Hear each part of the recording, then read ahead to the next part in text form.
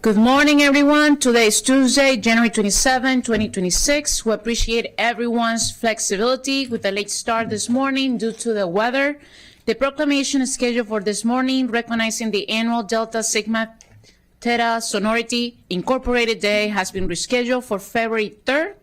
I want to remind our residents to call 311 for any assistance with plumbing, shelter locations, and assistance with utilities. I know I speak for my colleagues in saying to please reach out to our offices for support as well. And also please have a lot of patience. Lots of patience, please. Councilmember Luque is not here today because she just had a surgery. And I'm very excited to share that and congratulate my colleague, Councilmember Fritzen, his wife Demi, and their entire family on the birth of their baby girl this last week. So that's why he's not here today. We're glad to hear that everyone is healthy and doing well at home. And we have Councilmember Shebra Evans virtually today. With that, Madam Clerk, would you please share today's announcements? Good morning. The Council will receive testimony on the FY27 capital budget and FY27 to 32 capital improvements program on February 9th, 2026 at 1:30 p.m. and 6:30 p.m. and on February 10th, 2026 at 1:30 p.m. and 6:30 p.m. at the Council office building. Those wishing to provide testimony must register in advance on the Council's website or by calling 240-777-7803. Registration will close on Friday, February 6th, 2026 at noon. Also, public hearings for Bill 326, Administration Immigration Enforcement Guidance Required, the County Values Act, and Bill 526, Police, Mask or Facial Coverings Prohibited, the Unmask ICE Act, will be held on March 3rd, 2026 at 1:30 p.m. at the Council office building. Those wishing to provide testimony must register in advance beginning on Friday, January 30th on the Council website or by calling 240-777-7803. Thank you. And I see there are no minutes for approval today, so we're going to move on with agenda item 1 is a public hearing on Bill 2824, Employees Retirement System and Other Post-Employment Benefits Administration Powers and Duties. This bill will alter powers and duties regarding the administration of the Montgomery County Employee Retirement Plans and generally amend the law regarding the Employees Retirement System and Other Post-Employment Benefits. A Government Operations and Fiscal Policy Committee work session is scheduled for February 5th, 2026. Those wishing to submit material for the Council's consideration should do so by the close of business on January 29, 2026. As a reminder of our public hearing testimony guidelines, your comments must be limited to issues relevant to the public hearing topic for which you are testifying and are appropriate for a public meeting. You will hear a tone when your time is up, and we appreciate everyone abiding by their allotted time. With that, I'm going to ask those who are here to please come forward. I have Mr. Richard Madaleno. Michael is not here, actually. Oh, no, he's not here. Linda Herman, Sarah, and then everybody else is virtual. So let's start with the in-person. Go ahead. Thank you very much, Madam President, Madam Vice President, members of the Council. My name is Rich Madaleno. I'm the Chief Administrative Officer for the county government.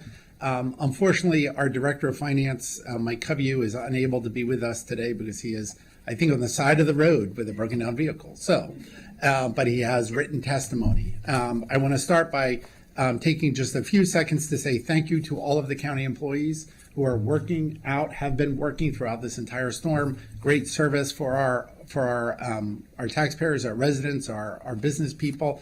Ask for patience, as the Council President said, patience and partnership to get through this as we plow and clear as much as possible. With that, I'm speaking today on behalf of the county executive to express some concerns with this legislation.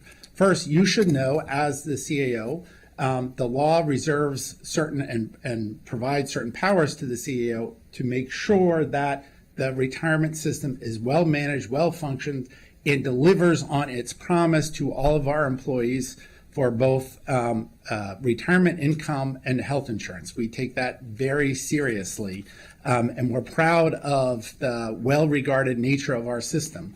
We are right now, we are funded at 95%, 95.6%. When you look around in the region, around the country, that is a very good funded ratio. We were over 100%.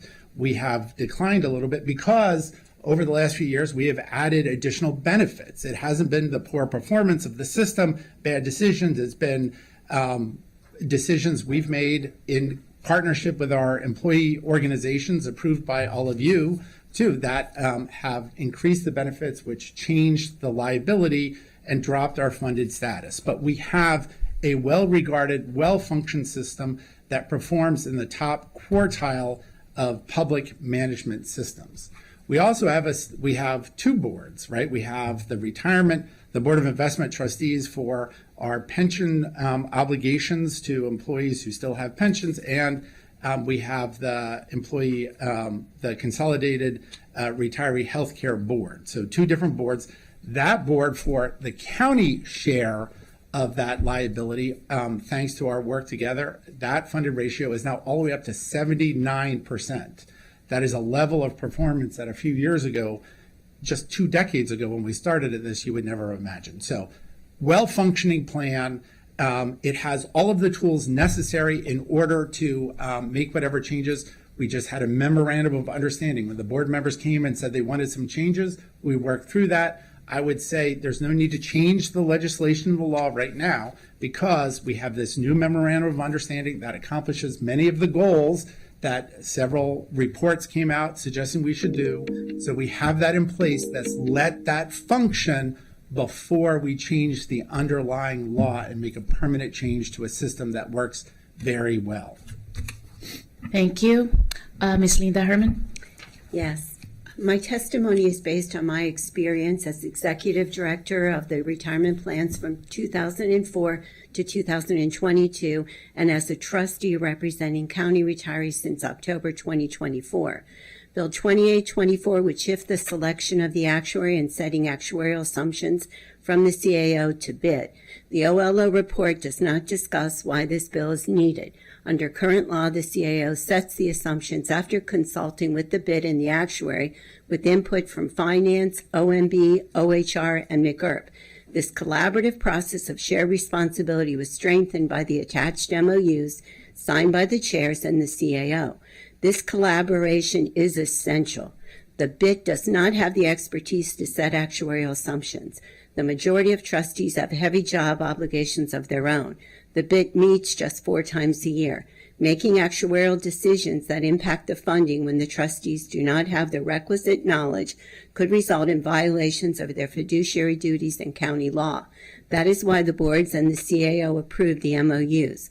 Moreover, trustees who participate in the defined benefit plan could face a conflict of interest and violate county law if they set actuarial assumptions that result in increased retirement benefits for themselves as plan participants. For a few trustees, Bill 2824 is just the start. They want the BIT to have independence from the county. The bottom line of Bill 2824 and the independence agenda is to exclude the CAO, who is the plan administrator by law. This change would weaken the strong internal controls and guardrails that protect the massive trust fund assets and the financial security of retirees and employees.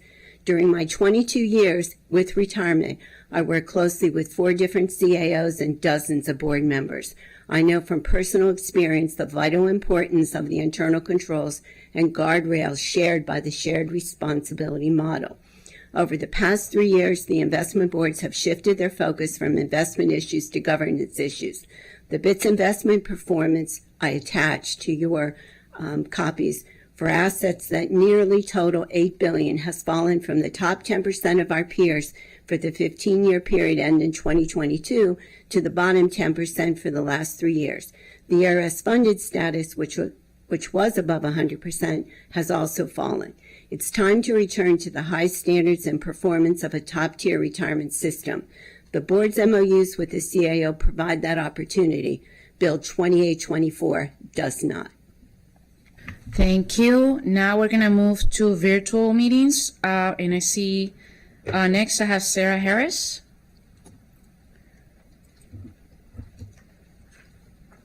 Oh, we can't hear you. You're muted. Can you? How's that? Now Can we hear me? you. Thank you. Please go Okay, for. very good. Good morning, Council President Fanny Gonzalez and council members. I am Sarah Harris, President of the Montgomery County Retired Employees Association. I am submitting my complete testimony for the hearing record, and today I want to make the following key points, 3 of them. First, until 2022, the investment boards for counties' retirement and retiree health benefits trust funds achieved top-tier results. Over the prior 15 years, the ERS, our pension plan, was in the top 10% compared to our peers nationwide and reached a funded status of more than 100%. But over the past 3 years, the board's focus shifted from investment issues to governance issues. The ERS's performance has fallen to the bottom 10%, and the funded status has fallen below 100%. Second, the investment boards need to refocus on what made them so successful until 2022, a governance model of shared responsibility between the boards and the county chief administrative officer. This model has been strengthened by memorandums of understanding signed by the 2 board chairs and the CAO on December 3, 2025. We retirees strongly support this highly successful model. Third, we strongly oppose the different model embodied in Bill 2824. Under that model, the boards alone would select the actuary and set actuarial assumptions. But on October 25, 2025, the boards overwhelmingly endorsed the shared responsibility model and the MOUs. Trustees recognize that they are not actuarial experts. They have demanding jobs of their own and meet only 4 times a year. They also recognize that the shared responsibility model provides strong internal controls and guardrails for retirement assets that now total more than $8 billion. These internal controls and guardrails protect the financial security of retirees and employees. Weakening them would be a serious mistake. In addition, I want to make an important related point. At present, the investment board's decisions are neither transparent nor accountable. There's no online archiving of board meetings, a best practice of public retirement funds nationwide. And if the boards do not provide archiving promptly on their own, we believe the council should mandate it. Thank you, council, for having the OLO staff review and report on the investment board's governance. MCREA appreciates the opportunity to review the report and comment. Our comments on the OLO report will be submitted to the council prior to the GO committee meeting on February 5. Thank you. Thank you. Next, we have Ms. Mary Beck. Yes, hello. Thank you for letting me come and speak today. I am Mary Beck, and I'm providing testimony to you today as a Montgomery County retiree and a former staff member of the county's Office of Management and Budget, and I am testifying in opposition to Bill 28-24. I'm concerned about the bill's proposed change to move the responsibility for hiring the retirement benefit actuary and determining the related actuarial assumptions from the CAO officer to the Board of Investment Trustees. I'm concerned that this bill would result in reduced investment performance, and I would rather see the Board of Investment Trustees focused on maintaining their prior history of superior investment performance and leave the actuary-related responsibilities with the CAO.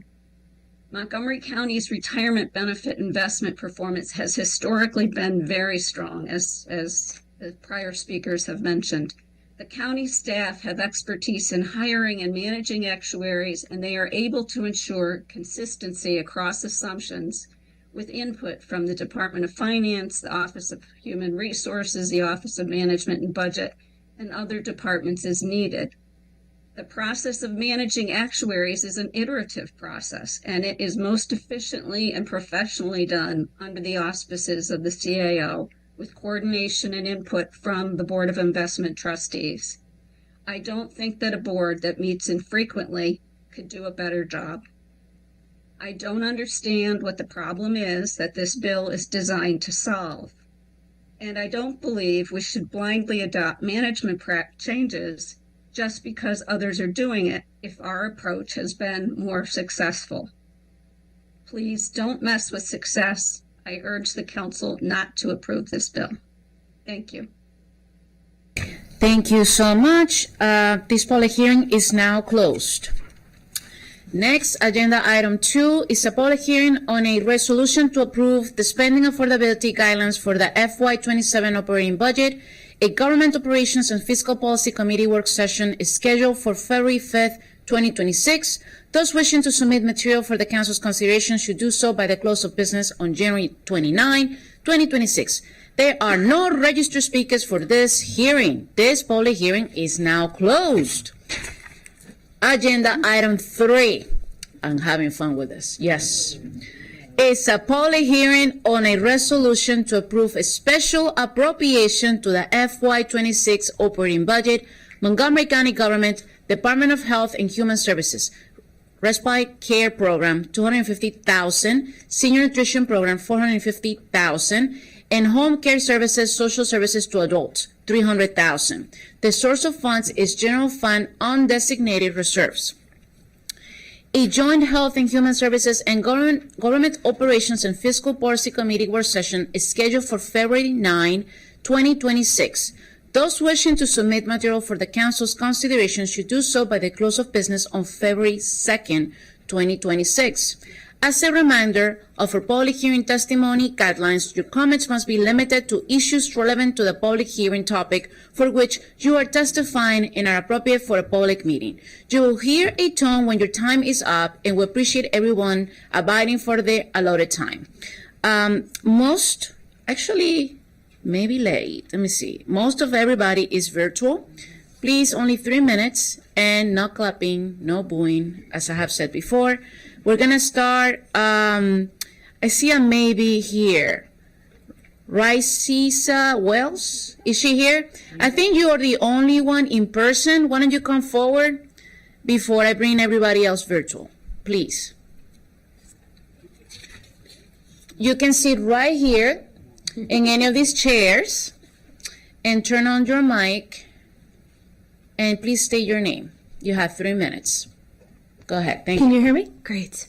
Good morning. My name is Raisa Wells, and I'm with Food and Friends, a community-based organization with a mission to improve the lives and health of those living with serious illnesses such as cancer, kidney failure, and HIV/AIDS who are unable to provide nourishment for themselves.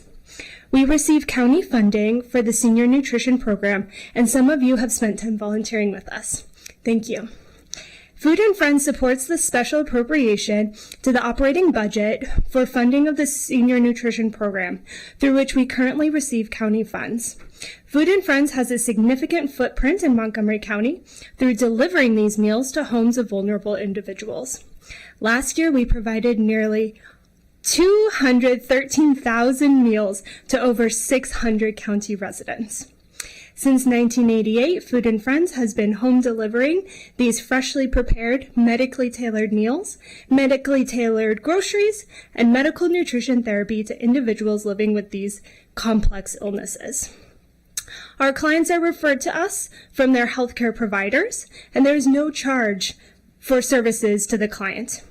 Families and caregivers also can receive meals free of charge. Because we are the only community-based organization in our region doing this work, we serve a life-saving need that no one else does. Our clients are acutely ill and therefore unable to take advantage of other nutrition support programs or shop at a grocery store. 67% of our clients report an income of less than $1,800 a month, further adding stress to their lives. Food and Friends relies on philanthropy and healthcare partnerships in addition to public funds from federal, state, and local sources.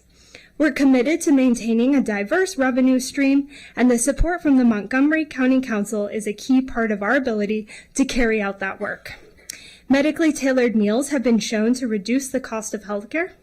A recent study of our client data in Maryland shows a 37% reduction in hospital charge costs, a 45% reduction in potentially avoidable utilizations, and a 34% reduction in hospital visits when they receive these medically tailored meals with the medical nutrition therapy. Our service makes a difference. We appreciate your support of our mission, and we look forward to additional shared public-private efforts to meet the needs of the nutritionally vulnerable in Montgomery County. Thank you. Thank you. Now we're going to be moving virtually. So the first one I see is Ms. Bridget Howell. Hi there. Good morning, everyone. I'm Bridget Howe, testifying today as Executive Director of Nonprofit Montgomery. I'm here to support the supplemental appropriation. And first, I want to thank Councilmember Sales for her thoughtful approach as she's taken on the role of chairing the HHS committee. I really appreciated the opportunity to share information with you. Second, we are teetering on the edge of an existential crisis for nonprofits in Montgomery County. The past year has seen draconian federal policies, funding uncertainty on the state and federal level, decreases in individual and corporate giving, job losses for thousands of county residents, and an ever-increasing need for services from populations that are, frankly, under attack. While the past year has pushed nonprofits closer to the edge, the business model of nonprofit partnerships with the county was already under stress, as Nonprofit Montgomery explored in our 2025 State of Nonprofits report. So any solutions need to be threefold. First, nonprofits really do need additional funding to support programmatic expenses like those of providing respite and nutrition services. That includes program staff, food, supplies, tangible things that are used to support county residents. That is really important, and I thank this council for your efforts to expand program funding, not just with this appropriation, but generally. Second, we have to acknowledge that in order for nonprofits to be able to use the tangible supports, a lot happens behind the scenes. That requires computers, office space, access to the right technology product to both serve clients and meet contract requirements, payroll, insurance, accounting services, and much more. That's what we call back office or indirect costs. Any expanded funding for programmatic expenses must include, at a minimum, an additional 15% to cover the indirect costs of doing business. There are also low-cost, no-cost ways for the county to streamline and support county nonprofit partnerships. For example, Nonprofit Montgomery has 2 contracts with DHHS, and we're currently working to combine those into one. That is going to reduce our administrative burden, which is a good thing. Actions like this make a difference, and we appreciate DHHS's willingness to have those conversations. Third, it's evident that to meet this moment, organizations have to collaborate and coordinate more than ever, both within the sector and with other sectors. Collaboration and coordination work is really important, and it takes resources too. Finally, with regard to the supplemental appropriation, it meets really important needs for seniors and people with disabilities in the county. I applaud that their needs are being recognized and prioritized. I urge you to consider for this and for future appropriations how you can support not just the programmatic needs, but also the indirect costs of nonprofits doing business. Thank you. Thank you. Next, we have Ms. Linda Berkowski.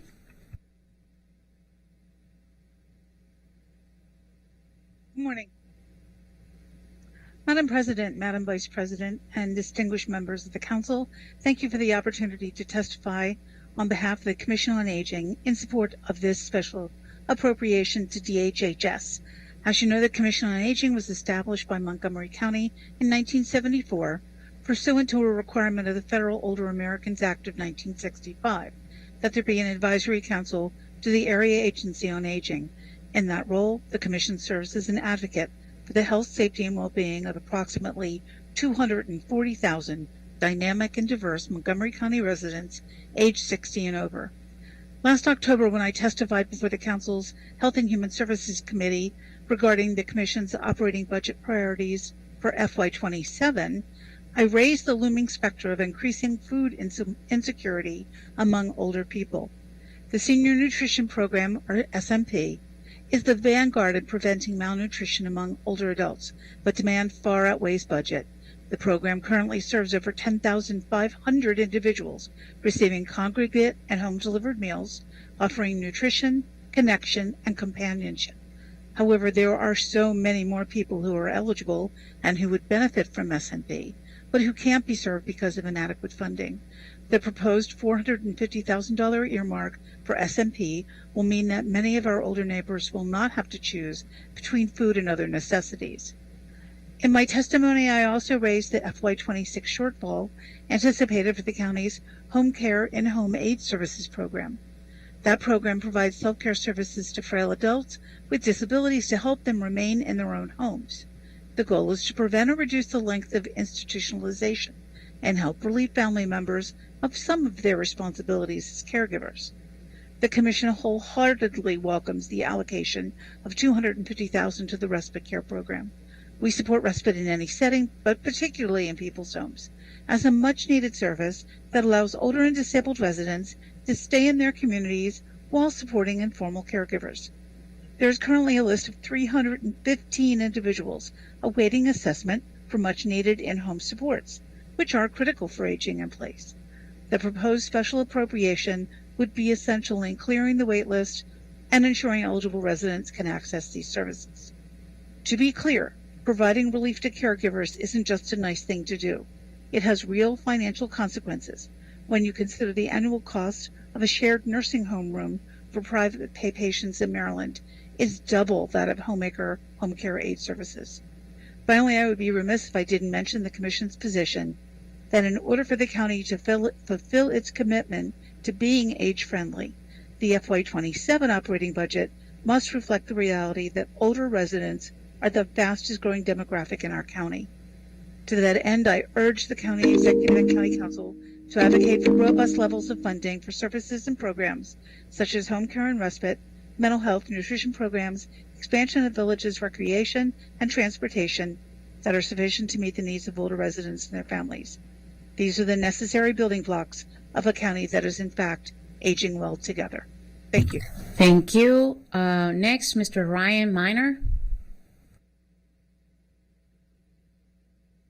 Oh, there you are. You look familiar, but I wasn't sure. I don't know.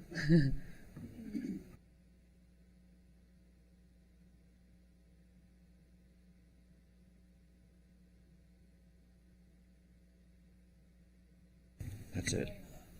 Thank you. I'm surprised. I am nervous to see you all. So, good morning. Yeah, I know. Good morning, Madam Council President, members of this council. My name is Ryan Miner, and I'm an older adult advocate and a volunteer hospice companion. And I'm very fortunate to spend a lot of time with Montgomery County's older adult community. And I'm here today to urge this council to please adopt the $1 million special appropriation service for older adult services. I wrote this thing, but I'm going to go off script. But I was inspired to speak today because I recently visited my grandmother, who's in a memory care community up in Washington County, and she's my only surviving grandmother. You see, I was born in Hagerstown, and I'm proud to say in part that I was raised by my 4 grandparents. My grandparents who lived in Hagerstown, they're what you call proud blue-collar Kennedy Democrats. And what that means is, I think to date, there's a picture of the Pope on the dining room. They updated it when the white smoke came, and then my late grandfather's union card is probably still in his wallet somewhere in their dining room. And I mean that. And it's a home now that sits empty. And my grandparents, they've saved every penny that they've earned. They lived in the same house since 1955, and my grandfather, he died in that house. My late grandfather, Scotty Miner, he retired in 98 after 38 years as a career Air Force chief. And then my late grandfather, Carol Hand, he was a union man. He kept the city of Hagerstown's lights on for 30 years as an electrical engineer with the old light plant. My grandmother, Maureen, who sadly left us last July at age 92 after her 15-year battle with Alzheimer's, she founded one of the most successful roofing companies in Washington County, and she was one of those women in the 60s that said, hell no, we're not going to take it.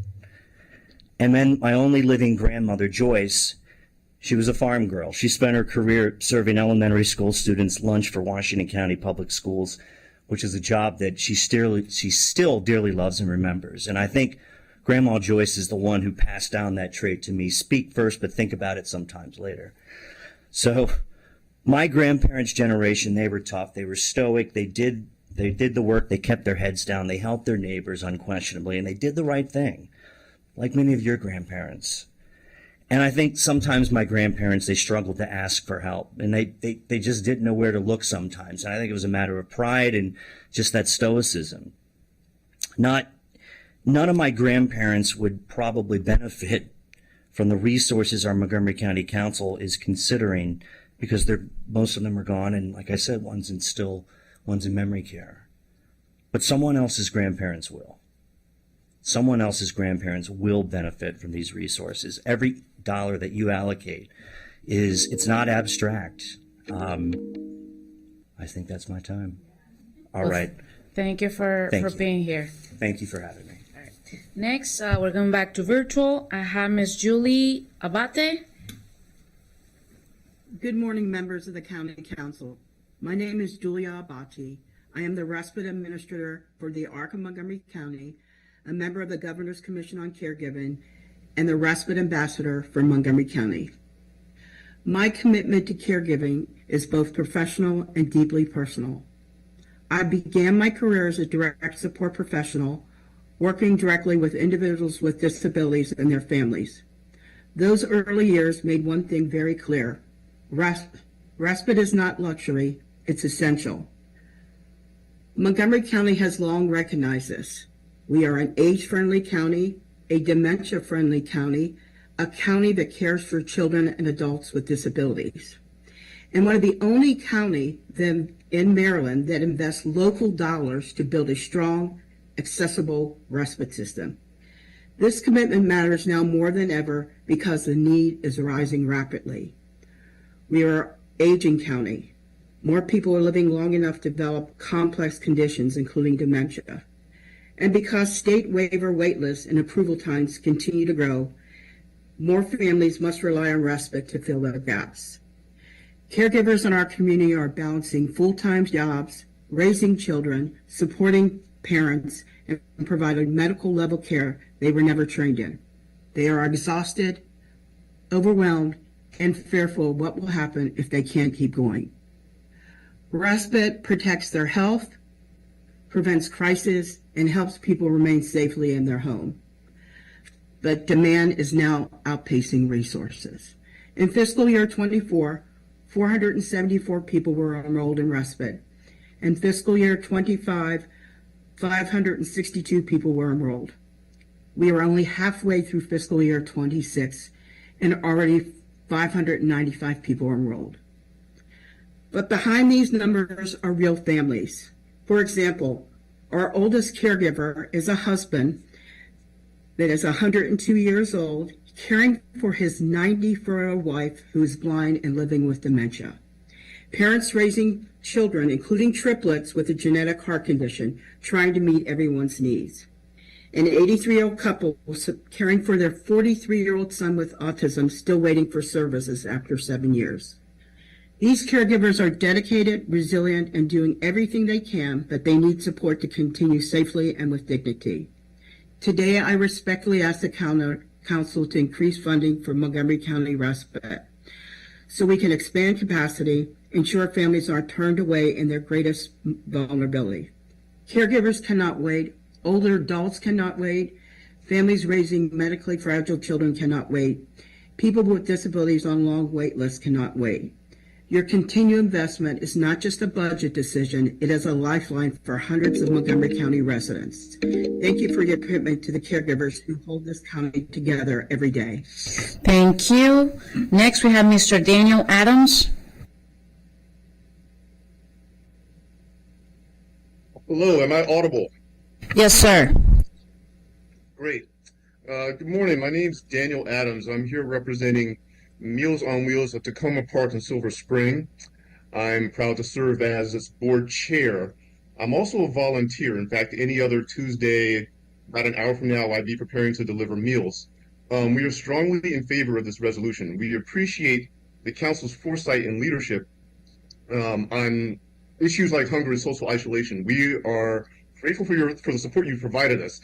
The funding we receive from the county's senior nutrition program and Office of Food Systems Resilience helps ensure that we can deliver fresh, healthy meals, emergency food supplies, and in-person wellness checks to about 120 homebound neighbors. We support the proposal from Councilmember Sales and her colleagues to add funding to the Senior Nutrition Program for meals served at congregate meal sites. Every weekday, Meals on Wheels brings these important services to a different population, seniors and other adults who are homebound. Our clients cannot safely shop or cook for themselves. They include the elderly as well as people with disabilities, illnesses, injuries. More than 60% of our clients live alone, and just as many make do on a monthly income under $1,300. In our 17 square mile service area, we estimate that there are more than 2,000 people who would benefit from Meals on Wheels but are not yet able to access our services. Even among our current clients, close to half tell us they experience hunger on days we don't provide meals like today. We're determined to develop solutions and partnerships that address these unmet needs. In a sign of progress to come, our community grant from Montgomery County allowed us to conduct recent interviews with our clients to better understand their needs and challenges.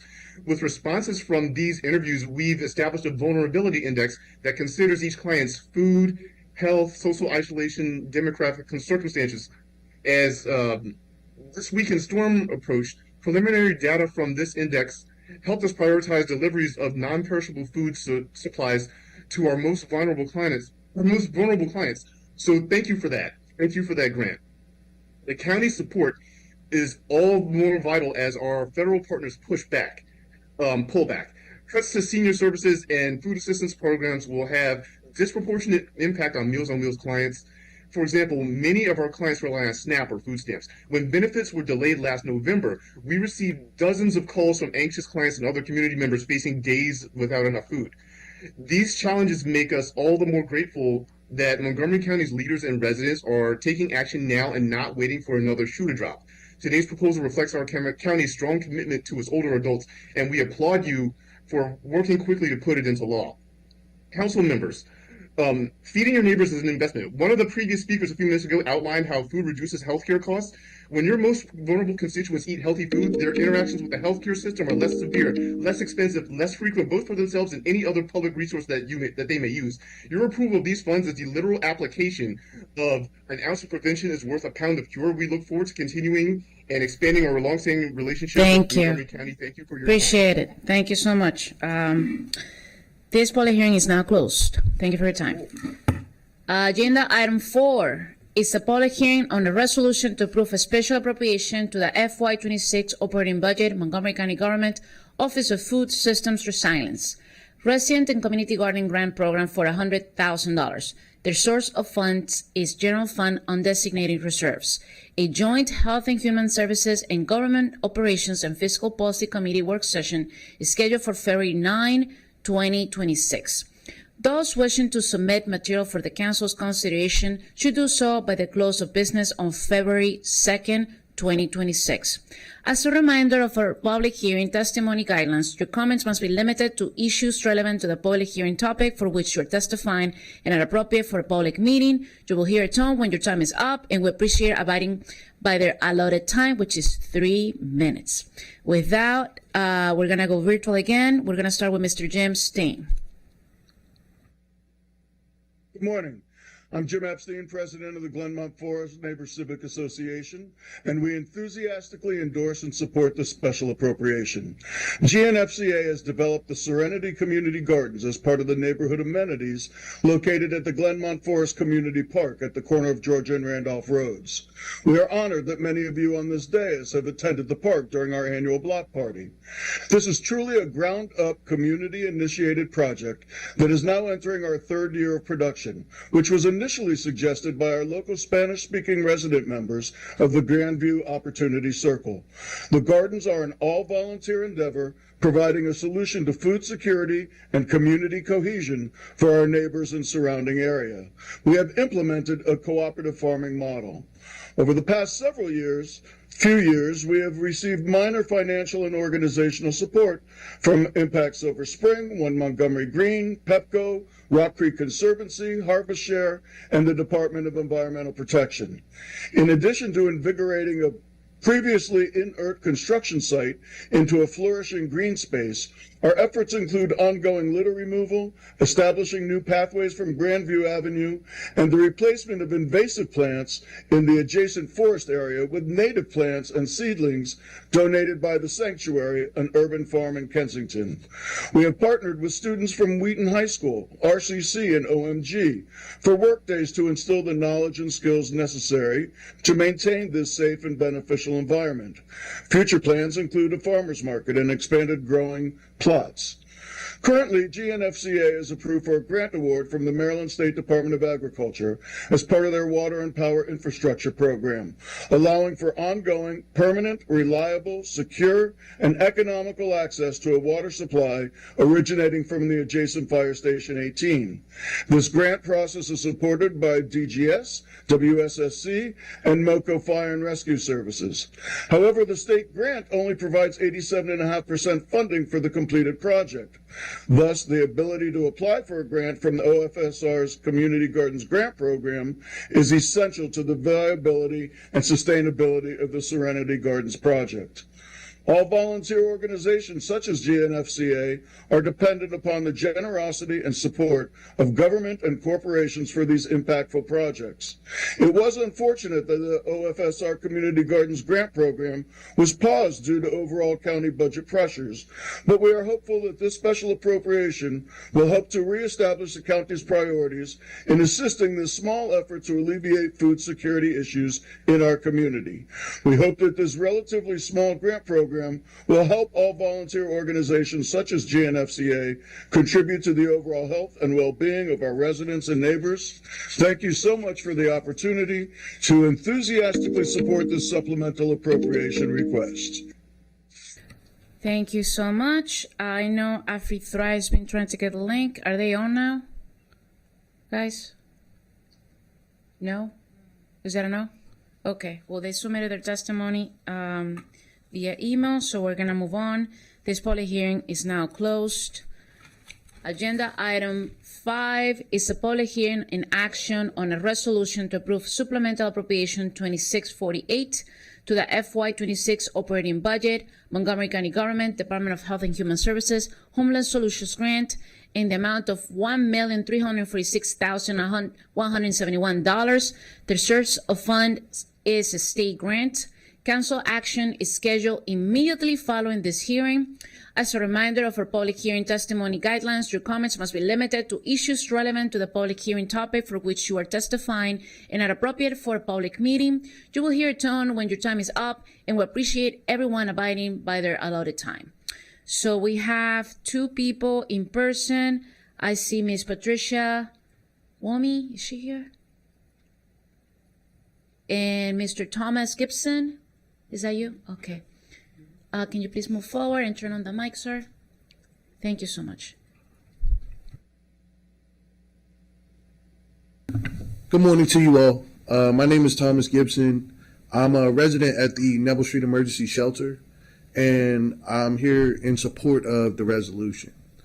At Neville Street, they have a really great, dedicated staff, but there's not enough of them. So we have case management staff are pretty overwhelmed, whereas their caseloads have increased from manageable around 8 persons per case manager, now can be in excess of 30 people. So there are residents who need referrals for access to behavioral health, referrals for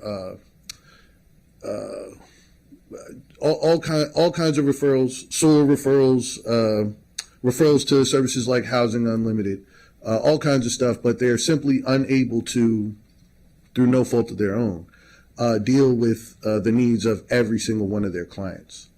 In addition, they have so many operations staff, case aides who are extremely dedicated, but there's not enough of them. There were individuals during this snowstorm, thank God for them, who worked 24 and 36-hour shifts. There's a maintenance worker at the shelter who is approaching 1,100 consecutive days of work. That person needs a vacation. And they're just simply, we just need more staff for that purpose. Also, as you guys know, it's really hard out here for everyone.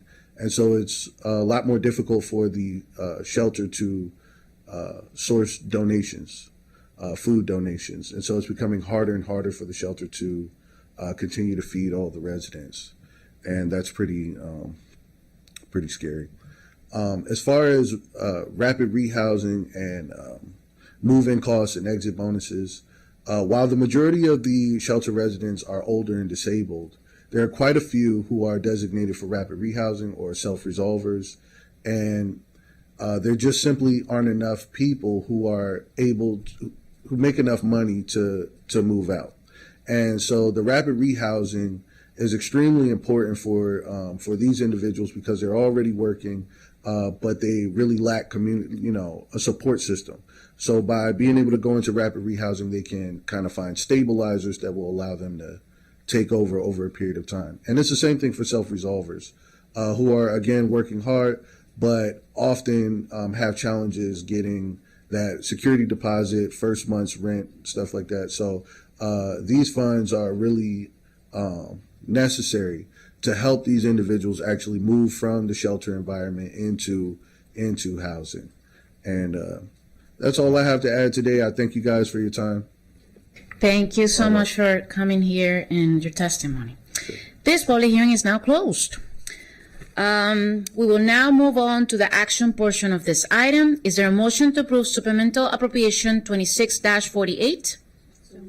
Moved by Council Vice President Marilyn Balcom. Second by Council Member Sales. Those in favor, please raise your hand.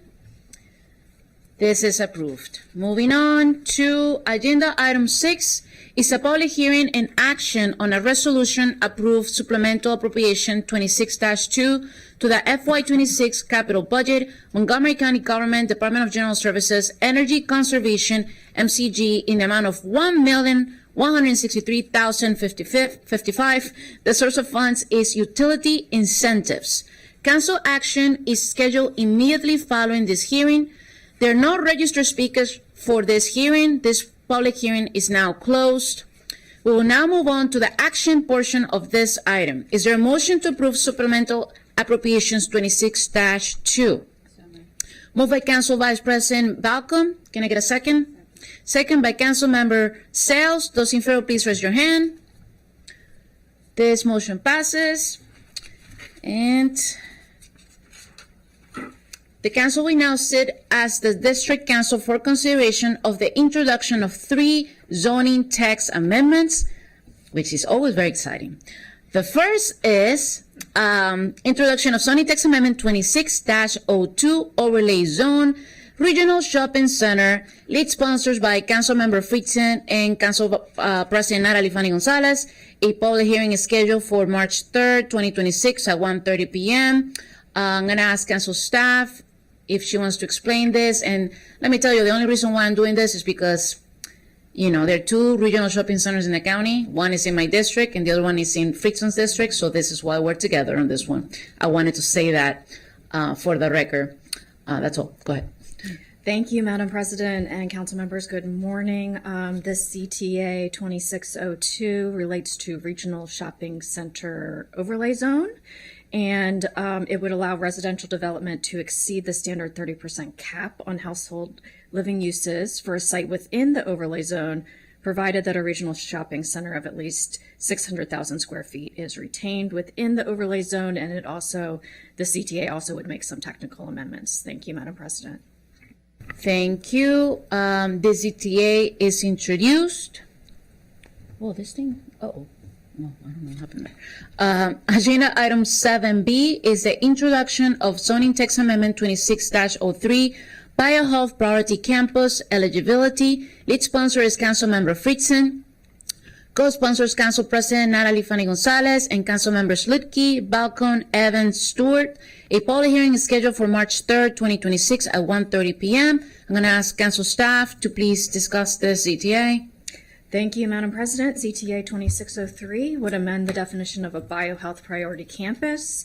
The amendment would lower the eligibility threshold for a biohealth priority campus with the intent of allowing more projects to go through the expedited approval plan process. Thank you. Thank you. Councilmember Will Jowondo. Thank you. I just want to be added as co-sponsor. Thank you so much. This ZTA is introduced. The final ZTA for introduction is Zoning Text Amendment 26-04, Mixed Income Housing Community Eligibility. Lead sponsors are Council Members Fritzen and Sales. Co-sponsors, Council Member Lucky, Council President Natalie Fanny Gonzalez, and Council Members Balcom and Evans. A public hearing is scheduled for March 3rd, 2026 at 1:30 p.m.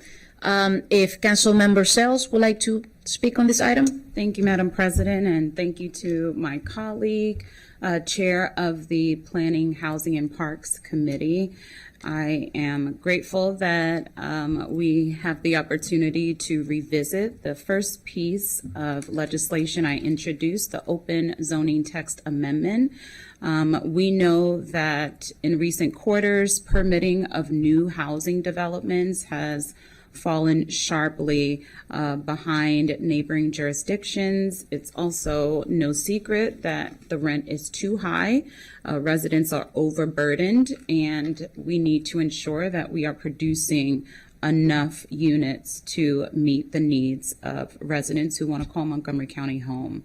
And we can do that by increasing the amount of applications who will take advantage of this expedited process.